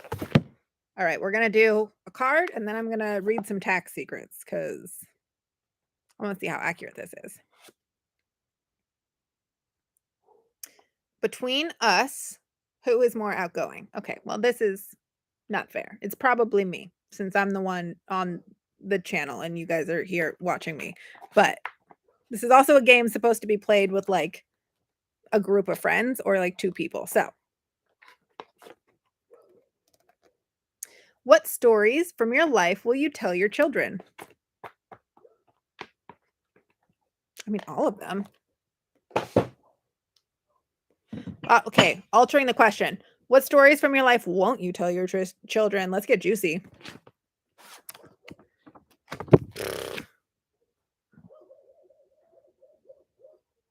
I don't know. I feel like I am a pretty transparent person and not ashamed of anything. And would tell my children the bad decisions I've made to help them not make bad decisions in the future or feel like the decisions that they have made aren't the end of the world because people make mistakes. That's such a general question. I don't know. I don't have any like specific. Let's talk about taxes. Spread income with family limited partnerships. Oh, actually, this could be quite the tax benefits of incorporation. This is actually a really helpful guide. Important state issues. Well, that's spread income with children's trusts. How to use nonprofit corporations and private foundations to save taxes. Nonprofits are incredibly difficult to start, though, by the way.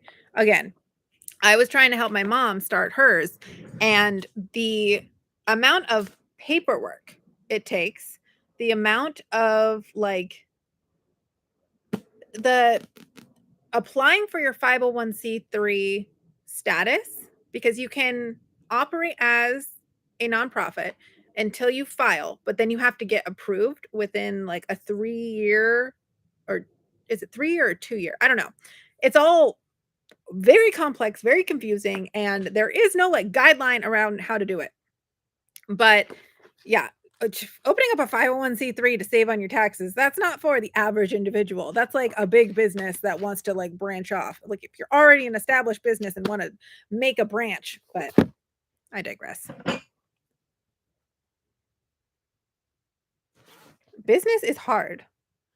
And once you open a business, because I have a business, I have an LLC, and you absolutely need a tax person. I don't know what I'm doing. Charitable deductions. And like, how do you know when to itemize your deductions over just taking the general? I didn't even know there was a difference. I'm surprised that the years that I have filed my own taxes, they were correct. Well, they probably were. America's greatest tax secrets.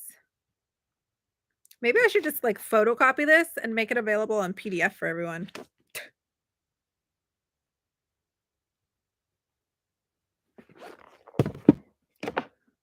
£1, 6 ounces. And another card. All right. It is, we're riding in right on an hour, 45 minutes of this live stream. Let's go for another 13 minutes, and then I'm going to go help Grant make dinner and then go read, because I'm really into a book right now that I want to finish. If we switched lives for a day, what would be the first thing you would do? Well, this one, since I don't know any of your guys' life, I can't answer. But if you guys had my life, what would you do? What would be your favorite part about my life that you guys have seen?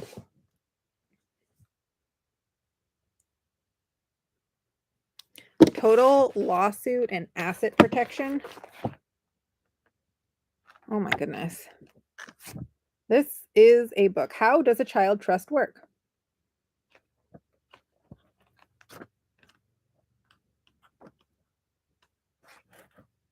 Fear, loss, trauma, an overview of lawsuits.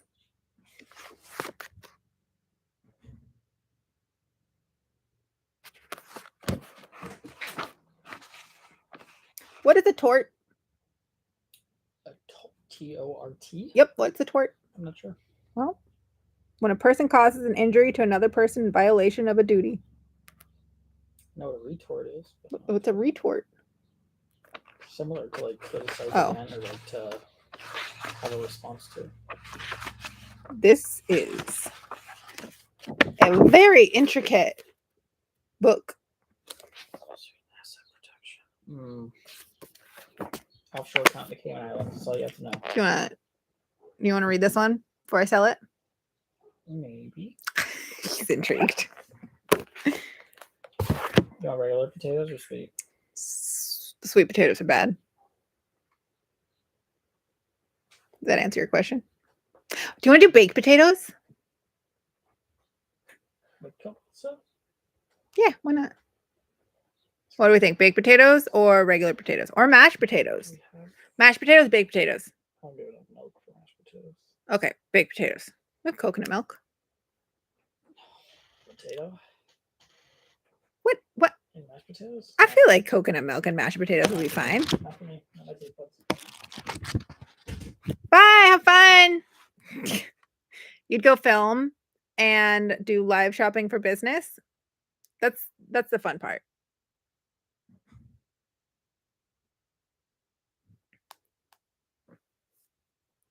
It'd be nice to be young without wrinkles. I got wrinkles. I mean, not as many as you might think, but I see them.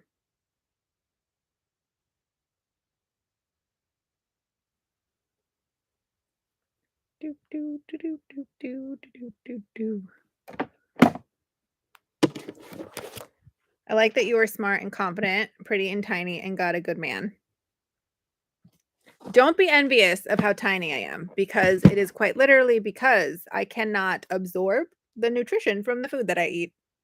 It is not fun. I get dizzy a lot. Sometimes I am a bottomless pit of like needing to eat, and I have to be very careful about how I balance my diet, and it's quite annoying. Also, everything affects me like 10 times the amount of what a normal person, from alcohol to like over the counter medicine. Uh, I take Adderall on a daily basis to be able to function as a human being because I have ADD, but I am prescribed 10 milligrams and I take half of that and take 5, which is a baby dose. Like that is what they give children. I had one pharmacist, I went to go pick up my prescription, and because Jordan is such a gender fluid name, they said they started having this full conversation with me about Jordan, my child, my teenage son. And I was like, first of all, do I look old enough to have a teenage son? That's the first question. Second of all, do you think I am, is this a baby prescription? Rude.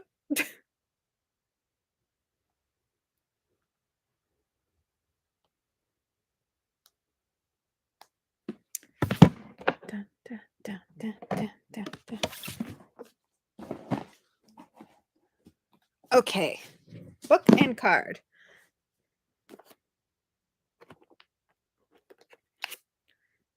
What is something you're not good at?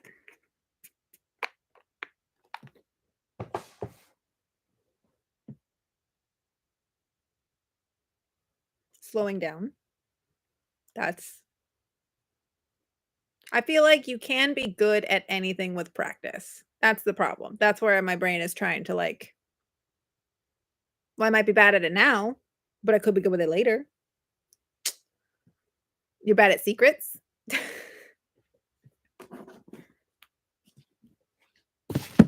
When is my next sale? It is Saturday. If you look for Just Jordan things on Whatnot, I do my sales on Saturday now. And you can bookmark the show and get a notification for when I go live. What am I not good at? Sometimes I'm not good at not giving advice, if that makes sense. I tend to insert myself in a lot of situations and offer solutions when people are just wanting to vent, or telling people advice they're not really looking for. I will say that. If you haven't noticed about me, I'm all about making things better.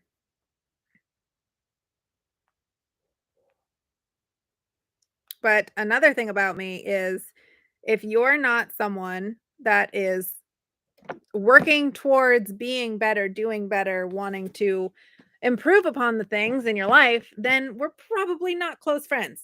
You're probably not in my circle, because I surround myself with people that are willing to have those conversations and take that advice and have a conversation back and forth about what we're working on, how to get better, how to do better. That is how to be friends with me. And I've said it to a lot of people. I've said, either you're trying to get better and I accept whatever stage that you're at, as long as you show me progress, right? As long as you show me that you're working on being better. You don't have to be better yet, but as long as you're trying, it can be, one step forward, one step back. But as long as you are taking that step to go forward, we can maintain a relationship. I've said this to friends, said this to family. Very consistent. Like, that is the one thing about me. Like, if you want to be friends with me, that's something you got to know. All right, let's do one last card and then we will wrap up for the evening. What is your favorite band or musical artist? The 1975, hands down, my favorite artist ever since I discovered them. I've been obsessed with them. I listen to their live show on a daily basis. or on a weekly basis. I listen to them on a daily basis. I've been to, I don't know, 5 of their shows now, and I've been to 6 performances and concerts total. Absolutely obsessed with them. But also, if you have recommendations of good bands that you would like me to listen to, I will take some suggestions because pretty much all I listen to ever is the 1975.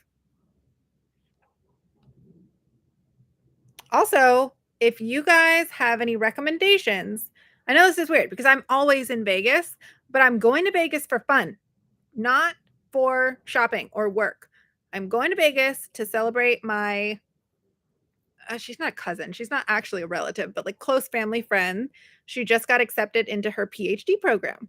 So we're going to celebrate. And I need to know where the tourists go when we go to Vegas. So please tell me where, give me some suggestions on things we should do. I've suggested the Cosmopolitan. I feel like there's some pretty scenic, girly kind of things to do there. We're obviously going to gamble. But other than that, I really don't know. Like, what are the touristy things to do in Vegas? I like Tom Petty. The 1975 is definitely like a younger indie band, and they're from the UK. So just add layer of like, probably haven't heard them. Dolly Parton is fun. I do like Dolly. I can't shop because I'm flying there. And that's an excuse. But I also don't want to have to pack things to come back. I want to travel very light because it is summer dress season. We're going to throw some dresses in a bag and be on our way. Maybe a bathing suit. We'll see. Maybe my camera. Maybe I'll film our adventures. That'd be fun. Little chaotic Vegas.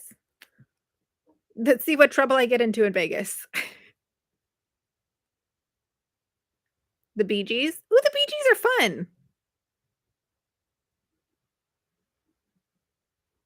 Are the Bee Gees Love Shack? Or is that someone else? Am I confusing them with someone?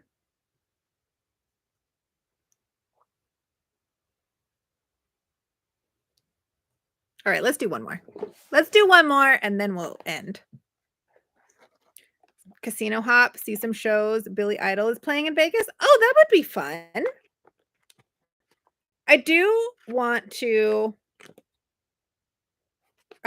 go see some shows. These are all boring cards. These are all like ask the person in front of you that you know so much about already. Oh, this is a good one. I could go into an entire video of the pranks I have pulled on people. I am the prank war champion. There is no one that can compete with the pranks that I pull. I have this weird, crazy, quirky mind that can create the most elaborate scenarios that no one can think of.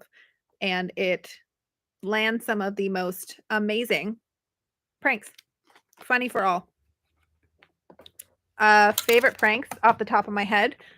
I covered a coworker's desk with Post-it notes. My favorite part about that prank is I thought I needed $75 worth of Post-it notes. I did not. I maybe needed like $20 worth. I still have Post-it notes from that. It was 4 years ago. You would not believe how long it takes you to go through $75 worth of Post-it notes. Other pranks. I've had some real good ones. I'm really good at secrets, like planning surprises. That's not really a prank, but it's in the same category. Grant, I planned his birthday, I think it was 2 years ago now, where I surprised him with a wine tour, and I flew his friends out from DC to join us. And he didn't know about either one, but if he kind of figured out the secret of the wine tour party bus, then it was like, "Oh, no, you found out the secret for your birthday. Darn, maybe I'm not that good at keeping secrets." But really, the real surprise was his friends flying into town to be there for the party. So I we went to dinner and I was like, "Can we just make it just you and me the night before? We'll just go to dinner. We'll have a nice little date night. We'll get dressed up and we'll go to this really fancy place." And we get there and I just walk right past the hostess stand, right? I was like, "No, no, no, come on. I know our table's ready." And I walk up to the table where our friends are sitting waiting for us. And he is like so shocked. He has no idea what to do. He thought this was going to be a casual, like nice peaceful dinner. No, they're like, "Here's a drink. You're gonna have to chug it right now, pound it." Like it was much more chaotic than he was expecting. But that was probably my best prank slash surprise. You covered an evil teacher's car with Limburger cheese. That is fantastic. Those are the kind of pranks I like. Vengeful. Vengeful against evil people. I did wrap one of my roommate's cars in wrapping paper for the holidays once. He's in a wheelchair. He couldn't get it off by himself. I laughed. We all thought it was funny, but without context, it could have seemed mean, but it wasn't. It was great. All right. It is 6:33. Grant is in there making dinner. I'm gonna go help him make some baked potatoes, and I will see you guys on Saturday for my show and next Tuesday for my next live. I appreciate every single one of you, and I'm gonna go make a list. I'm gonna go make a list of everybody's name so we have it. I'm gonna have a list so when I blow up and I'm a huge YouTuber in a couple years, I will remember all of my OG people, and we can reminisce on these quiet little nights that we've had. Good night, everybody.